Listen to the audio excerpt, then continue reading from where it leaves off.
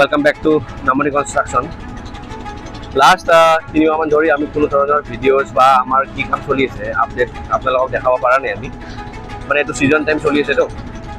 ক্লায়েণ্টৰ লগত মিটিং আৰু যিবিলাক আমাৰ ষ্ট্ৰাকচাৰেল ডিজাইন থাকে তো সেইবিলাকৰ কামতে আমাৰ মই বা আমাৰ যিমানখিনি ইঞ্জিনিয়াৰ্ছ আছে চবখিনি সেই কামতে বিজি হৈ আছিলোঁ তো অলপ ভিডিঅ'ৰ কাৰণে আমাৰ অলপ হাতত ইমান টাইম ওলোৱা নাছিল তো বাই দ্য ৱে আমি বৰ্তমান আছোঁ আমাৰ এটা ছাইটত এইটো ৰিচেণ্টলি ষ্টাৰ্ট হৈছে আমাৰ ফালৰ পৰা এইটো এটা G+5 ৰেচিডেঞ্চিয়েল কাম কমাৰ্চিয়েল বিল্ডিং এইটো পাঠশালাতে কনষ্ট্ৰাকশ্যন হৈ আছে আমাৰ ফালৰ পৰা অলমষ্ট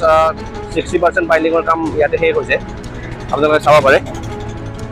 আৰু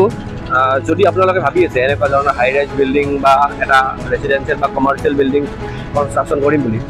মই তলত আমাৰ ফোন নম্বৰবিলাক দি থৈ দিম আপোনালোকে যোগাযোগ কৰিব পাৰে প্ৰপাৰ ইঞ্জিনিয়াৰিং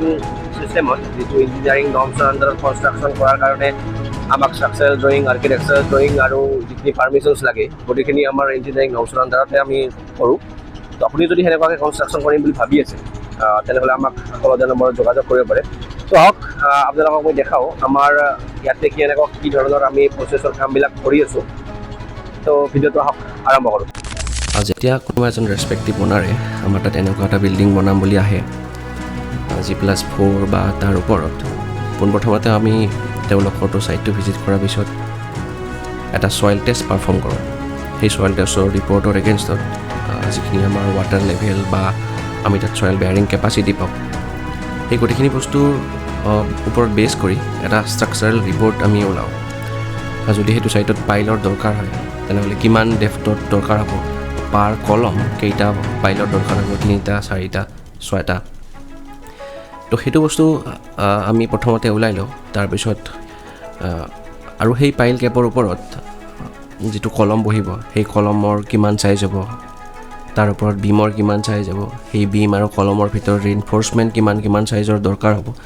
সেই গোটেইখিনি বস্তুৰ এটা ৰিপৰ্ট আমি ওলাওঁ তাৰপিছত ক্লায়েণ্টজনক ছাজেষ্ট কৰোঁ যে এনেকুৱা কৰিলে তেওঁৰ বিল্ডিংটোত একো